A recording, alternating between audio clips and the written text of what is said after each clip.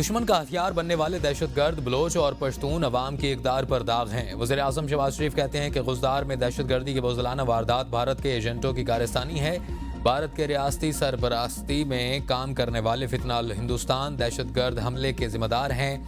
بھارت دہشت گردی کو بطور ریاستی پالیسی استعمال کر رہا ہے۔ عالمی برادری نوٹس لے، پوری قوم افواج پاکستان اور قانون نافذ کرنے والے اداروں کے ساتھ ہے۔ فیلڈ مارشل سید عاصم منیر نے کہا، بھارتی پراکسیز بچوں کو نشانہ بنا کر انتہا درجے کی بزدلی کا مظاہرہ کر رہے ہیں۔ سیکیورٹی ادارے مجرموں کو کیفر کردار تک پہنچائیں گے۔ دہشت گردی کے خلاف پوری قوم کو ایک بار پھر مضبوط ارادہ دکھانا ہوگا۔ وزیر اعظم شہباز شریف، فیلڈ مارشل سید عاصم منیر اور وفاقی وزراء نے کوئٹہ کا ہنگامی دورہ کیا، زخمیوں کی عیادت۔ وزیر اعظم، وزراء اور فیلڈ مارشل کا زخمی بچوں کو دیکھ کر گہرے رنج و غم کا اظہار۔ وزیر اعلیٰ بلوچستان اور کور کمانڈر کوئٹہ نے بریفنگ دی۔ دہشت گردوں نے غزدار کے بچوں کو خون میں نہلا دیا۔ اسکول بس کے قریب خودکش دھماکہ، 3 بچیوں اور 2 اساتذہ سمیت 5 افراد شہید، 38 زخمی، 10 کی حالت تشویشناک۔ شہید طالبات میں 6ٹھی جماعت کی ثانیہ سومرو، 7ویں جماعت کی حفظہ کوثر اور 10ویں جماعت کی عیشا سلیم شامل ہیں۔ 8 زخمی بچے تشویشناک حالت میں ہیں۔ سیکیورٹی ذرائع کے مطابق مارکہ حق میں عبرتناک شکست کے بعد اس بزدلانہ اور بھیانک حملے کی ہدایات بھارت نے دیں۔ منصوبہ بندی بھی وہیں سے ہوئی۔ بلوچستان میں پراکسیوں نے کارروائی کو منطقی انجام تک پہنچایا۔ ترجمان پاک فوج کا کہنا تھا کہ بھارت میدان جنگ میں شرمناک شکست کے بعد اب بلوچستان اور خیبر پختونخوا میں دہشت گردی کے ذریعے عدم استحکام پھیلانے کی کوشش کر رہا ہے۔ بھارت کا ریاستی پالیسی کے طور پر دہشت گردی کو استعمال کرنا انتہائی اخلاقی پستی اور انسانی اقدار کی کھلی خلاف ورزی ہے۔ ترجمان نے واضح کیا کہ حملے کے منصوبہ سازوں، معاونین اور مجرموں کو ہر صورت انصاف کے کٹہرے میں لا کر بھارت کا مکروہ چہرہ دنیا کے سامنے بے نقاب کیا جائے گا۔ پاکستان کی مسلح افواج اور قوم بھارتی سرپرستی میں ہونے والی دہشت گردی کا ڈٹ کر مقابلہ کریں گے۔ پنجاب اسمبلی میں غزدار بزدلانہ حملے کے خلاف مذمتی قرارداد منظور۔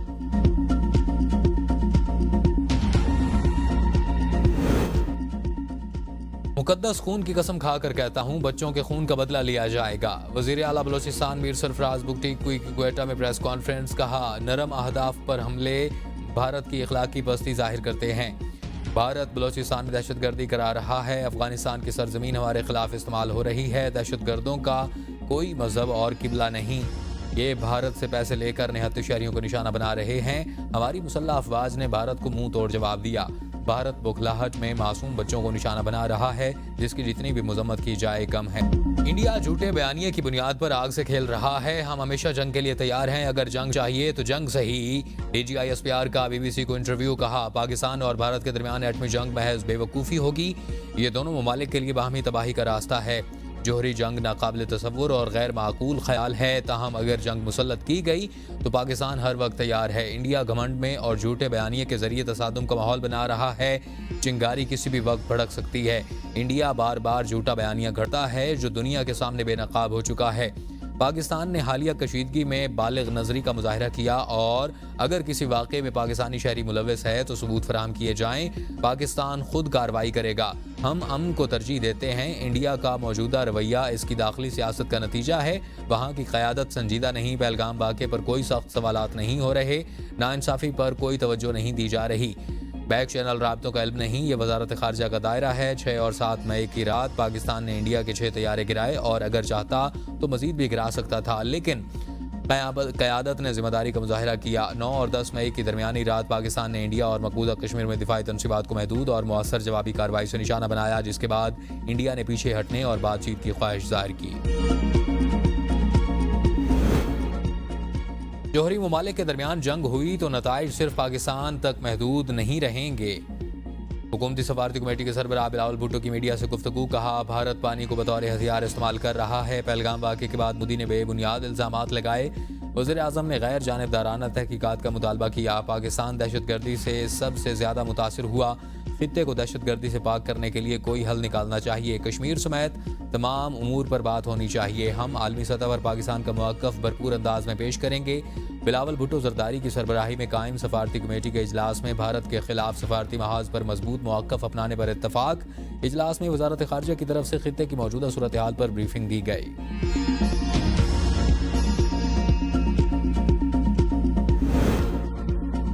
غزدار میں اسکول بس پر حملہ بھارتی سازش کا حصہ ہے۔ پاکستان میں بھارتی دہشت گردی کی سہولت کاری میں BLA کا کردار بے نقاب۔ آپریشن بنیان مرسوس کے بعد بھارتی پراکسیز کی پاکستان میں دہشت گردی تیز۔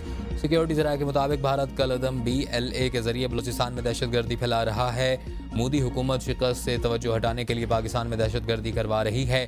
بھارتی ریاست راجستھان میں دہشت گردوں کی تربیت کے 21 کیمپ موجود ہیں۔ کلبھوشن یادو نے پاکستان میں دہشت گردی کی سہولت کاری کا اعتراف کیا۔ جعفر ایکسپریس حملے کی دہشت گردی بھارتی سہولت کاروں سے رابطے میں تھے اور بھارت سافٹ ٹارگیٹس کو نشانہ بنا کر دہشت گردی کو فروغ دے رہا ہے۔ پاکستان بھارتی دہشت گردی کی ہر شکل کو جڑ سے اکھاڑنے کے لیے پرعزم ہے۔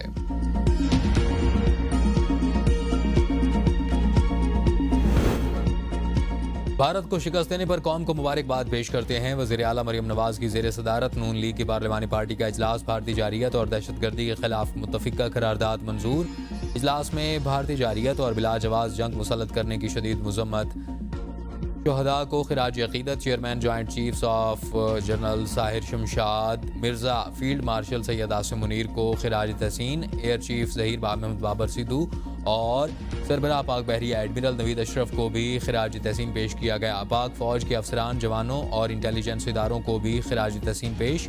اعلامیہ میں کہا گیا کہ عسکری قیادت کی بہترین حکمت عملی سے پاکستانی عوام کا سر فخر سے بلند ہوا۔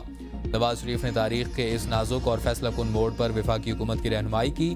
اپنے تجربے کی روشنی میں دفاع وطن کے لیے گراں قدر حصہ ڈالا۔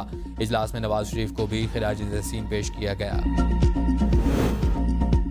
پاکستان اور چین کی سی پیک کو افغانستان تک توسیع دینے کی حمایت۔ دفتر خارجہ کے مطابق پاکستان، چین اور افغانستان کے وزرائے خارجہ کی بیجنگ میں 6 افریقی ملاقات میں علاقائی امن، ترقی اور رابطہ کاری پر جامع تبادلہ خیال کیا گیا۔ تینوں ممالک نے سفارتی روابط اور باہمی اعتماد بڑھانے پر زور دیا۔ ملاقات میں بہتر سیکیورٹی کے ماحول کو علاقائی ترقی کا اہم عنصر قرار دیا گیا۔ پاکستان اور چین نے سی پیک کو افغانستان تک توسیع دینے کی حمایت کی اور بیلٹ اینڈ روڈ انیشیٹو کے تحت عملی تعاون پر اتفاق کیا۔ تینوں ممالک نے دہشت گردی کے مکمل خاتمے اور سیکیورٹی تعاون بڑھانے پر اتفاق کیا۔ آئندہ 6 افریقی وزرائے خارجہ اجلاس کابل میں منعقد ہوگا۔ روایتی جنگ میں کامیابی حاصل کرنے کی طاقت نہ رکھنے والے بزدل دشمن نے بچوں پر وار کیا۔ وزیر اطلاعات عطا تارڑ کا قومی اسمبلی اجلاس میں اظہار خیال، کہا دشمن کی کوشش ہے کہ بلوچستان اور خیبر پختونخوا میں فتنہ الخوارج کی سپورٹ سے دہشت گردی کروائی جائے۔ پیپلز پارٹی کے رہنما راجہ پرویز اشرف کا کہنا تھا کہ بھارت نے بچوں پر حملہ کر کے جنگ کے اصول بھی پامال کر دیے۔ جنگ کی طرح بھارت کو دہشت گردی میں بھی شکست دیں گے۔ پیپلز پارٹی رکن اسمبلی شازیہ مری نے کہا کہ ہمیں بھارت سے جنگ کی طرح دہشت گردی کے خلاف بھی یک زبان ہونا ہے۔ اگر کوئی دہشت گردی کے خلاف خاموشی اختیار کرے گا تو وہ دشمن کے مقاصد پورے کرے گا۔ وفاقی وزیر طارق فضل چودھری نے اس عزم کو ظاہر کیا کہ دہشت گردوں سے آہنی ہاتھوں سے نپٹا جائے گا۔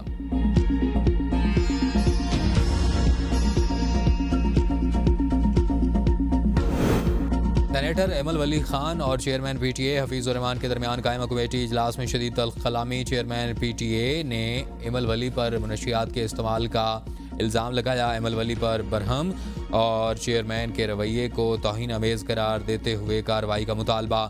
چیئرمین PTA نے متعدد بار معافی مانگی۔ ایمل ولی خان ان کے اجلاس سے نکال لے جانے کا مطالبہ دہراتے رہے۔ آخرکار چیئرمین PTA کو اجلاس چھوڑنا پڑا۔ چیئرمین کمیٹی آقا شاہ زیب درانی کی رویے کی مذمت، معاملہ وزیراعظم کے سامنے اٹھانے اور IT سیکرٹری کو نوٹس لینے کی ہدایت۔ ایمل ولی خان کا چیئرمین PTA کے خلاف تحریک استحقاق لانے کا اعلان، کہا سرکاری افسران کو کمیٹی اجلاسوں میں رویہ درست رکھنا چاہیے۔ وزیراعظم کے سامنے بھی معاملہ اٹھاؤں گا، یقینی بناؤں گا کہ چیئرمین PTA کو عاصم منیر کو فیلڈ مارشل بنانے کا فیصلہ حکومت کا ہے، فوج کا نہیں۔ فیصلے میں نواز شریف کی مشاورت شامل ہے۔ وزیراعظم شہباز شریف کی صحافیوں سے گفتگو، کہا پاکستان اور بھارت زمانہ امن کی پوزیشن پر واپس آ گئے۔ DGMOs میں اتفاق ہو گیا۔ دونوں ممالک سیکیورٹی ایڈوائزرز نیوٹرل مقام پر بات چیت کریں گے۔ بھارت سے کشمیر، پانی، تجارت اور دہشت گردی پر بات ہوگی۔ جنگ بندی میں امریکی صدر اور وزیر خارجہ نے اہم کردار ادا کیا۔ جنگ کے دوران اسرائیل نے بھارت کی بھرپور مدد کی۔ سری نگر اور دیگر مقامات پر اسرائیلی ہتھیاروں کے استعمال کے ٹھوس شواہد موجود ہیں۔ اسرائیل کے ہتھیار اور فوجی ایڈوائزر بھارت کی بھرپور مدد کر رہے تھے۔ کل عدم BLA کے پیچھے بھارتی خفیہ ایجنسیاں ہیں۔ ہم دہشت گردی میں بھارت کے ملوث ہونے کے ثبوت دنیا کے سامنے رکھیں گے۔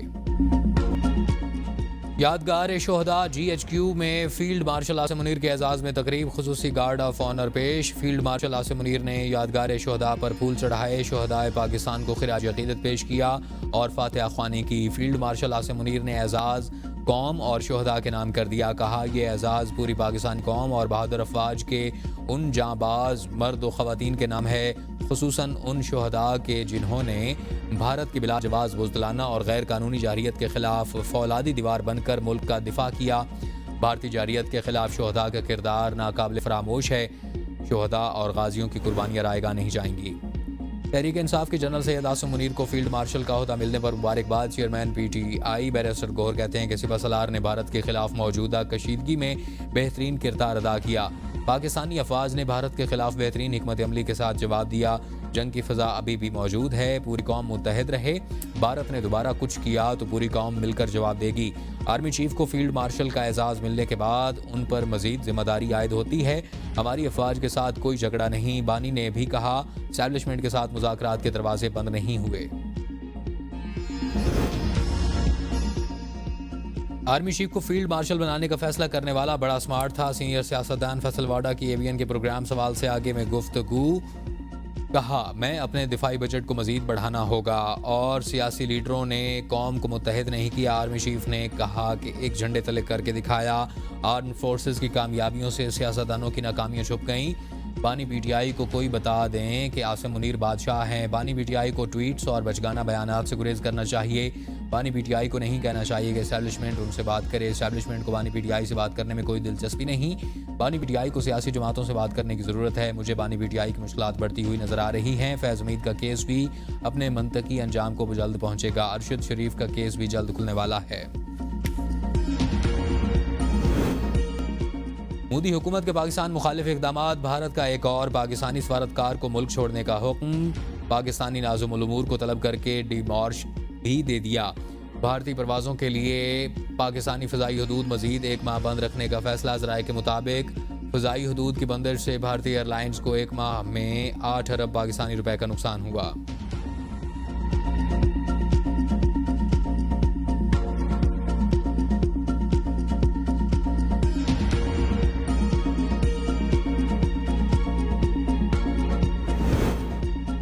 سابق بھارتی وزیر خزانہ نے پہلگام حملے میں پاکستان کو کلین چٹ دے دی. ایک انٹرویو میں یشونت سنہا نے کہا کہ پہلگام حملہ بہار کا الیکشن جیتنے کے لیے کروایا گیا. پلوامہ حملہ بھی انتخابات سے پہلے ہوا تھا. تب اس کا پورا فائدہ مودی نے اٹھایا تھا. مودی نے انتخابی جلسوں میں پلوامہ میں مارے جانے والوں کے نام پر ووٹ مانگے تھے. مودی حکومت قومی سلامتی کے مسائل کو انتخابی فائدے کے لیے استعمال کرتی ہے. حکومت نے پلوامہ اور اڑی حملوں سے متعلق کوئی معلومات یا جواب نہیں دیا اور پہلگام حملے کی تفصیلات بھی ظاہر نہیں کی جائیں گی.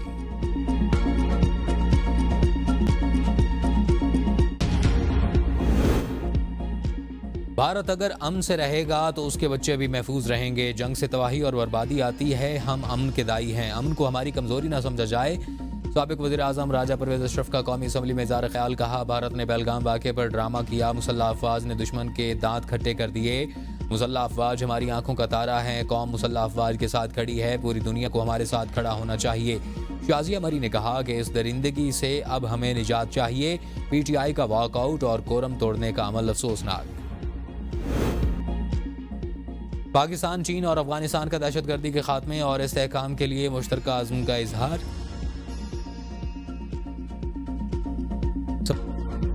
اور ترقیاتی تعاون بڑھانے پر اتفاق. بیجنگ میں تینوں وزرائے خارجہ دہشت گردی کے خلاف مشترکہ حکمت عملی بنانے پر ایک پیج پر نظر آئے. اسحاق ڈار، وانگ ای اور امیر خان متقی کی غیر رسمی سہ افریقی ملاقات میں علاقائی سلامتی اور معاشی روابط پر گفتگو. تینوں وزرائے خارجہ کا بی آر آئی تعاون کو وسعت دینے اور سی پیک کو افغانستان تک توسیع دینے پر اتفاق. سہ افریقی تعاون علاقائی امن اور اقتصادی ترقی کے لیے اہم قرار. پاکستان ون چائنا پالیسی کے اصولی موقف کا مضبوط حامی ہے. صدر مملکت آصف علی زرداری کی چین کے ساتھ سفارتی تعلقات کی 74ویں سالگرہ پر پاکستان اور چین کے عوام کو مبارکباد. کہا چین کے ساتھ تعلقات پاکستان کی خارجہ پالیسی کا اہم جز ہیں. پاکستان اور چین آہنی بھائی اور تجارتی تعاون شراکت داری میں بندھے ہیں. پاکستان کی معاشی اور سماجی ترقی میں چین کا اہم کردار ہے. چین نے پاکستان کے دفاعی شعبے کی مضبوطی میں اہم کردار ادا کیا ہے. پاک چین اقتصادی راہداری نے پاکستان کی معیشت، بنیادی ڈھانچے اور توانائی کے شعبے پر مثبت اثرات چھوڑے ہیں. صدر مملکت کا مستقبل میں چین کے ساتھ تعلقات مزید وسیع کرنے کے عزم کا اعادہ. بجٹ پر مذاکرات کا تیسرا روز. آئی ایم ایف کا ریاستی ملکیتی اداروں کی نجکاری کے عمل پر عدم اطمینان. صوبوں کے اخراجات کم کرنے کا مطالبہ. ذرائع کے مطابق آئی ایم ایف نے صوبوں کی آمدن بڑھانے کی شرط رکھ دی.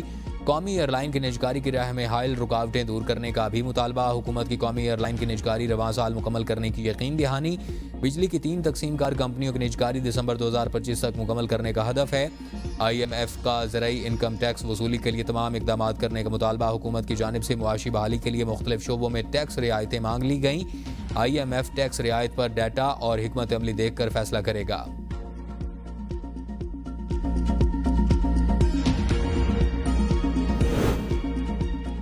صارفین کے لیے بری خبر، بجلی ₹1.27 فی یونٹ مہنگی ہونے کا امکان، ماہانہ فیول پرائس ایڈجسٹمنٹ کے لیے درخواست دائر، نیپرا 29 مئی کو سماعت کرے گا۔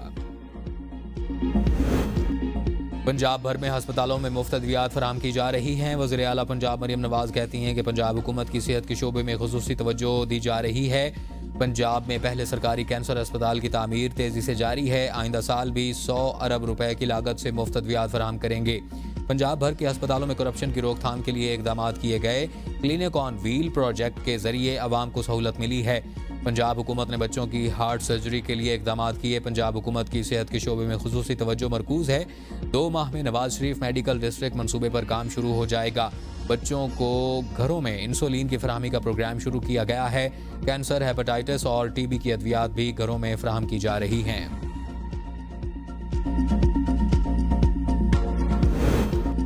وزیر اعلیٰ سندھ سید مراد علی شاہ کا کراچی میں امراض قلب کے علاج کا دنیا کا سب سے بڑا اسپتال بنانے کا اعلان، وزیر اعلیٰ کی زیر صدارت اجلاس، SICVD کی کارکردگی اور مستقبل کی ترقیاتی منصوبوں کا جائزہ، یہ عظیم منصوبہ 1200 بستروں پر مشتمل ہوگا، 5 جدید آپریٹنگ تھیٹرز، 5 کیتھ لیبز اور ایک ہائبرڈ لیب، جدید CT اور MRI سہولیات، بچوں کے امراض قلب کا جامع علاج اور ایک تحقیقی مرکز اور نرسنگ سکول شامل ہوں گے، ادارے میں دل کے ہنگامی علاج، پیچیدہ سرجریوں اور بچوں کو امراض قلب کی تمام خدمات مکمل طور پر مفت فراہم کی جا رہی ہیں۔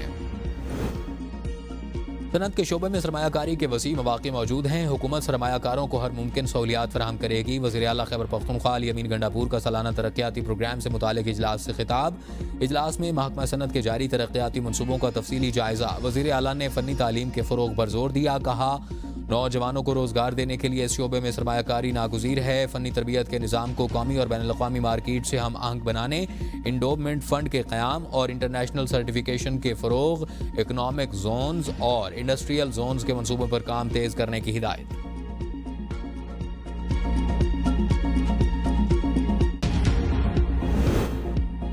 خیبر پختونخوا اسکولوں میں موسم گرما کی تعطیلات کا اعلان، میدانی اضلاع میں پرائمری اسکولوں کی چھٹیاں 1 جون سے 31 اگست تک ہوں گی، مڈل اور ہائی اسکول 15 جون سے 31 اگست تک بند رہیں گے۔